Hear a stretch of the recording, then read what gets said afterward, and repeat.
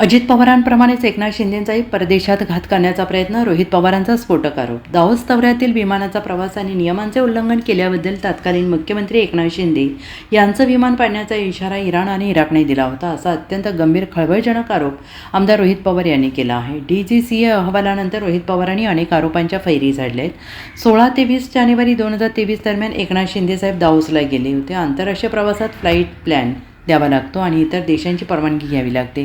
बिना परवानगी जर विमान त्या देशामध्ये गेलं तर ते विमान पाडलंही जाऊ शकतं.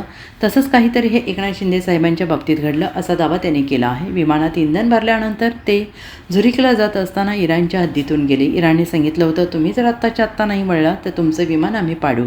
आणि यावेळी या विमानात स्वतः एकनाथ शिंदे आणि इतर काही अधिकारी बसले होते. इराणने हटकल्यानंतर विमान इराकच्या बाजूने गेलं, पण इराकने सुद्धा हेच केलं असं ते म्हणाले. शेवटी कोणतीही परवानगी नसल्याने परत विमानाला आणलं गेलं आणि सगळ्या परमिशन तिथे घेतल्या, मग झुरिकला तिथे गेलं, असं रोहित पवार यांनी म्हटलं आहे.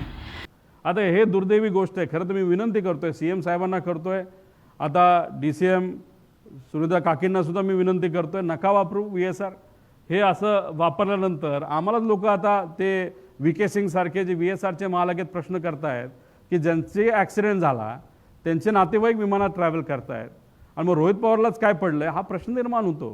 पण रोहित पवारला काय पडलं याच्यापेक्षा आपापल्या सेफ्टीचा विचार करा.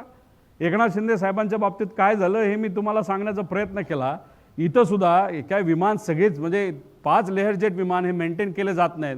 बाकीचे काय तो खूप चांगलं मेंटेन करत असेल असं जर कोणाला वाटत असेल तर कृपा करून मला महाराष्ट्रातल्या सर्व नेत्यांना सांगायचं आहे की असं नका ट्रॅव्हल करू. खरंच उद्या जाऊन कुठली अडचण त्या ठिकाणी होऊ नये, महाराष्ट्राचं अजून मोठं नुकसान होऊ नये एवढीच आमची इच्छा त्याच्यामध्ये आहे. आणि कदाचित भुसे साहेब आहेत काय, आता भुसे साहेबांचा पक्ष काही दिवसांपूर्वी म्हणतो VSRमध्ये आमचे नेते तिथं जाणार नाहीत आणि भुसे साहेब तिथे ट्रॅव्हल करतात. मग एकनाथ शिंदे साहेबांनी सांगितलेलं भुसे साहेब ऐकत नसतील, पण हा त्यांचा व्यक्तिगत विषय आहे. फक्त काळजी घ्या एवढंच आम्हाला ह्याच्यातून म्हणायचं आहे. आणि हे सगळे ट्रॅव्हल करतात म्हणून आम्ही शांत बसलं पाहिजे आणि आम्ही शांत बसणार आणि मीडिया शांत बसेल आणि महाराष्ट्राची जनता शांत बसेल दादांना न्याय द्यायच्या बाबतीत. तर कृपा करून कोणाच्या मनात शंका असू नये. Bureau report, SPN Marathi, Mumbai.